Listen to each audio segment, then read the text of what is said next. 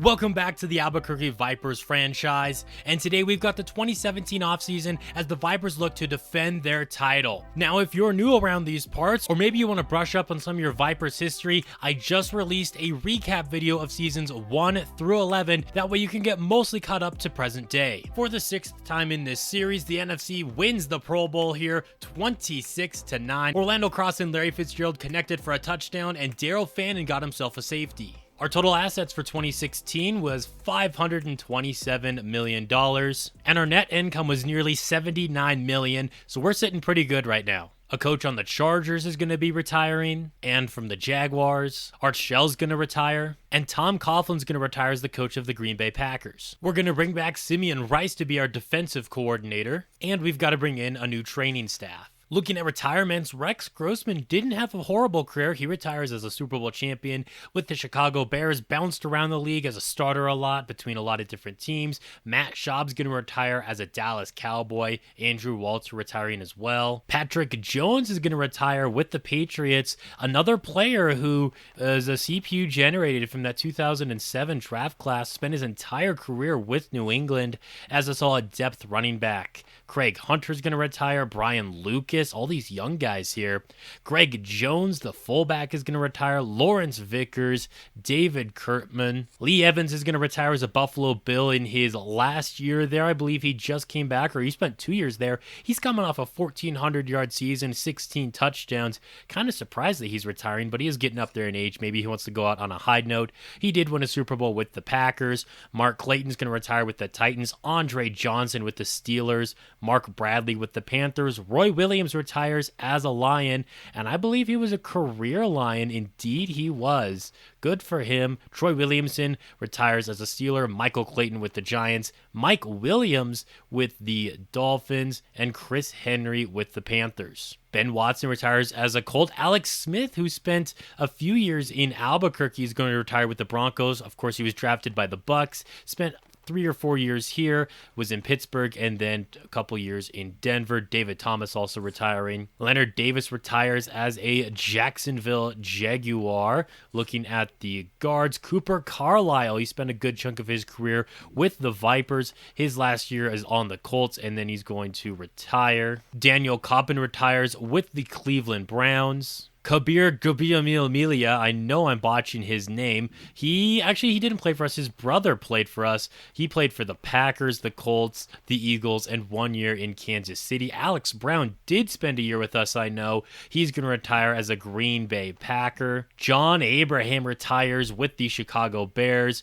Kyle Vanden Bosch retires with the Colts. Reggie Howard with the Saints. Weaver there with the Vikings. Sean Rogers, defensive tackle, retires as a Dallas Cowboy. John Henderson's going to be hanging him up. Jensen, you got Pickett, Tubbs, Kelly. Michael Bully's going to retire as a San Francisco 49er coming off of a Pro Bowl season. DeMarcus Ware with the Cowboys. So he winds up back there after spending 3 years in Carolina. He never lived up to the hype of being a first-round pick, though. Gary Brackett retires with the Saints. You got Brady James retiring with the Chargers. Roll retires with the Titans. You got Corey Webster retiring. David Robinson, Chris Gamble, Jordan Babineau retires with us.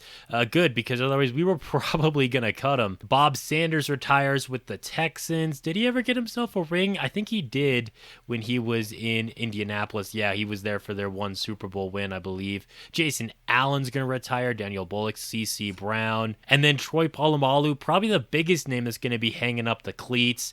Couple of Packers safeties, Greg Blue.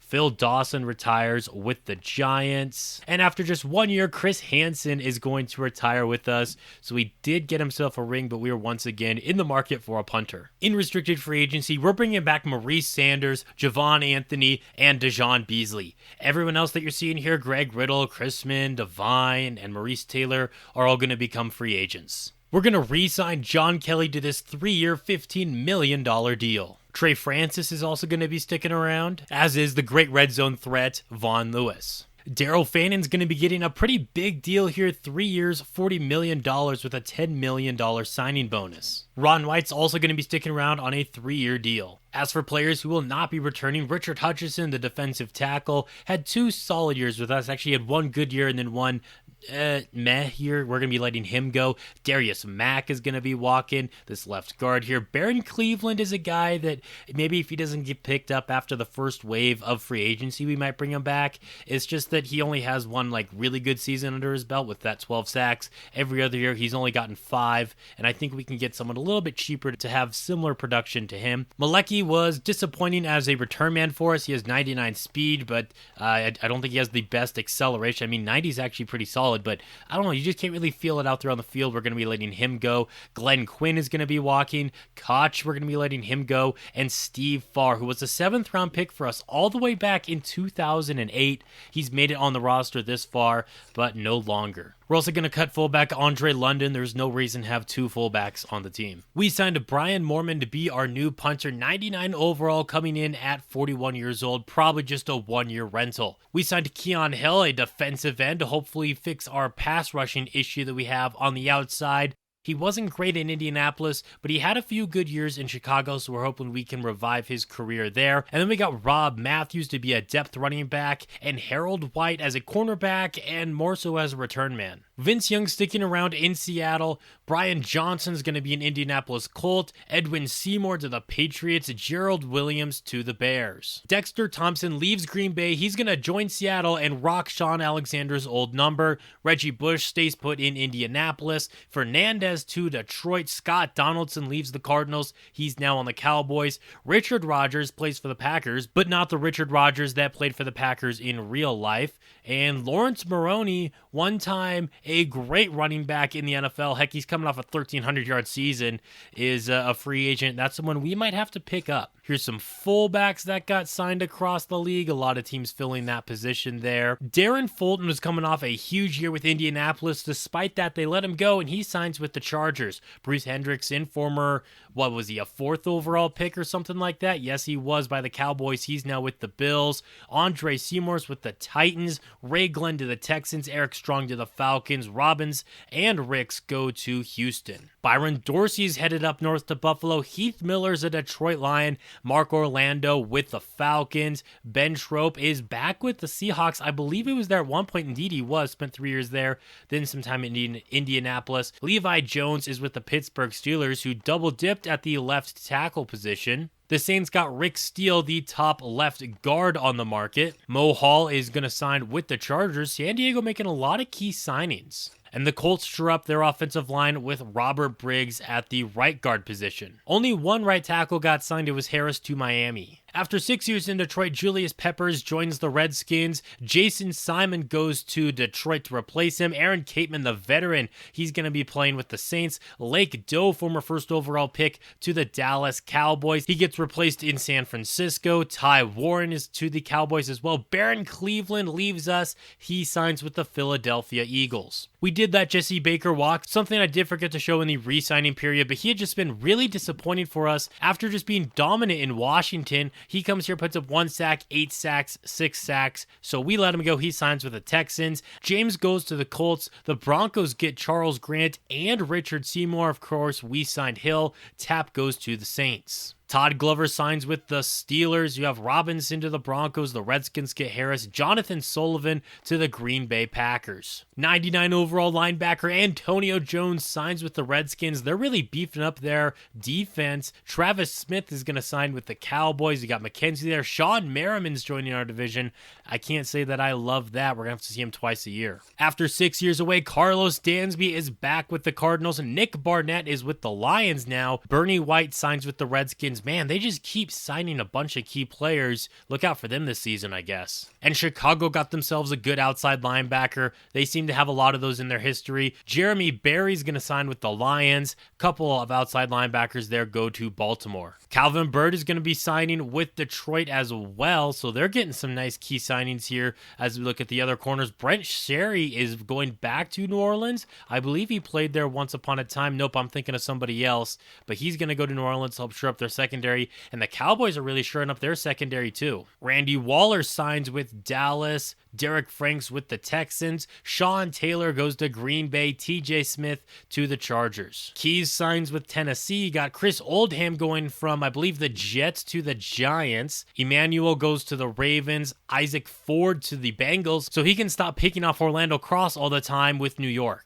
Here's a look at my draft board here, and as you can see, I'm focusing on defense, specifically the front seven with defensive ends and linebackers. I'm sure we'll get one of them late in the first round. Maybe we'll have to trade up to get one of them. I like them, really all of them, especially this guy, Andrew Gooden out of Montana. He looks like he is one of the most complete linebackers in the class. We might have to trade up if we want to get someone like him, though. Defensive end is one of the biggest positions of need, and especially looking to stop the run. At the bottom of the first round, we're going to be drafting J.J. Jones, Triple J, defensive end out of West Virginia. Welcome to the Vipers. Our next pick isn't until early in the third round. That's because of the Maurice Sanders trade from early last year. But in the third round, we're going to be drafting Roscoe White, middle linebacker. And then late in the third, we're going to get Roger Williams, another defensive end. In the fourth round, we need a third string quarterback, so we're going to draft Drew Lloyd out of Pitt. We're going to draft Brandon Walker, a balanced outside linebacker, in the fifth. In the sixth, we're going to draft Leland Hahn. And finally, Mr. Irrelevant is going to be guard Anthony Nelson. I did forget to look around the league at the draft picks. I always like to do that to kind of get a good picture. So we're going to do that in a little bit, just not as much as it would have been. But first, we're going to recap the Vipers draft. J.J. Jones, 81 overall. You'll love to see it there. It's pretty solid. Actually, an 82 overall. Roscoe White is a 78 overall. Then we got another defender with Roger Williams. We finally went offense. Backup quarterback Drew Lloyd is a 76. Brandon Walker, a 74. Hahn is a 74. And then Nelson's a 63. Jeremy Reyes was the first overall pick in the draft by the Cincinnati Bengals at defensive end. Only 2 quarterbacks were taken in the first round, starting with Glenn Payton by the Baltimore Ravens, considered a little bit of a reach, but they needed a quarterback. And with Phillip Rivers getting up there in age, the Jets took Luke Douglas in the first round, but he is just one of many quarterbacks on this roster right now. The Cleveland Browns ended up taking my favorite prospect in the draft, Andrew Gooden, who obviously we wanted to get. They took him before we could. 83 overall. He looks like he's going to be pretty solid. Now, there was a punter I wanted to get late in the draft. I didn't end up getting him, but I wasn't really thinking anything of it. Sleepy Corrales is an 88 overall rookie punter by the Jets. We may have botched this by not taking him. The 49ers took a linebacker in the first round. P. Clinton looks like he's going to be pretty good. That's going to be it for recapping the draft class. Obviously, I missed out on tons of guys, but once you're past the draft recap page, it's hard to really do anything like that. We just needed some depth in free agency, so we went out and signed 3 undrafted free agents: Thomas Spires, a free safety, Jonathan Colton, a wide receiver, and Isaac Kaufman, a tight end. Quickly looking at the rest of the second wave of free agency, Lawyer Bender signs with the Packers. He's bounced around the league a lot. Ray Dawkins, quarterbacked for us for 2 years. Oakland cut him, and now he's a member of the Detroit Lions. Lawrence Maroney is inside our division now. That could be a little bit dangerous. We'll see how much he's fallen off in recent years. Douglas signs with the Saints, and the South is getting some receivers in Jones, Williams, and Duncan. Justin Smith with the Chargers. Richardson signs with the Falcons. Jordan goes to the Saints. White to the Chargers. Junior Abbott signs with the Miami Dolphins. Jones to the Redskins. Washington gets another defensive lineman in Kelly there. Richard Hutchinson, who spent the last couple years with us, is now with San Francisco. The Dolphins get Dion Barber, an outside linebacker. Charles Crane signs with Detroit. Drew Hughes goes to Carolina. Crockett goes to the New York Giants. Antonio Cromartie goes back to the Chargers, where I believe he did play for some time. Indeed, he did. Austin Henderson goes to the Patriots. Thomas Walter to the Packers. Miami keeps getting some good depth. I mean, Hawk Johnson might even be starting for them at safety. So here's a look at a roster going into 2017. Orlando Cross, obviously the starting quarterback. He is slowly starting to regress. His speed for the first time dropped down from an 83 down to an 80 now, but he's still a 99 overall. Dejon Beasley is going to be backing him up. Drew Lloyd as the third stringer. Jake Gordon's going to be our running back, and I want to have a little bit more of an emphasis on the ground game, whether it's just him or throwing in a little bit of Elvis Watts or Rob Matthews into the mix. We'll probably sign another running back before the season starts. Ron White's our fullback. Larry Fitzgerald is still the #1 receiver despite not being the highest ranked receiver anymore. And this might be his final year in the league. He's down to 76 speed. Charles Phillips is starting to lose a little bit of a step as well, down to 94 speed. Jamarcus Ward, 99 speed. That remains consistent. Jimmy Andrews is there. Fernando Davis. Colton's going to be #6. Von Lewis is going to be our starting tight end, but I am going to mix in a little bit of Trey Francis in there too, give him a little bit more snaps. Joey Hand at left tackle. Joseph Santiago at left guard. Center, of course, is going to be Chris Diamond. Flanagan in his second year is already a 92 overall, and Maurice Williams at right tackle. Triple J Jones is going to be getting the start at defensive end. Tom Lang backing him up. Hill's going to get the start at right end, with Williams being his backup. Of course, Daryl Fannon's in the middle of the defensive line, along with Bernard Bailey, and then the rookie's going to be getting a few snaps in there. Willie Delgado at outside linebacker. Walker's backing him up. Quamey Holt's in the middle of our linebacking core, with White backing him up. He'll probably get a few snaps as well. Javon Anthony's third string there, but he is going to be the starter for now, at least at outside linebacker. That is subject to changes. So really just a coin flip between him and Dorsey. Darren Gordon's going to be our #1 cornerback. Maurice Sanders actually jumped Justin Williams in the depth chart. Williams got burnt a lot last year, which I wasn't a big fan of. I'm hoping that maybe putting him in the nickel, he might do a little bit better. It's a little bit of a drop off after that with Dan Hampton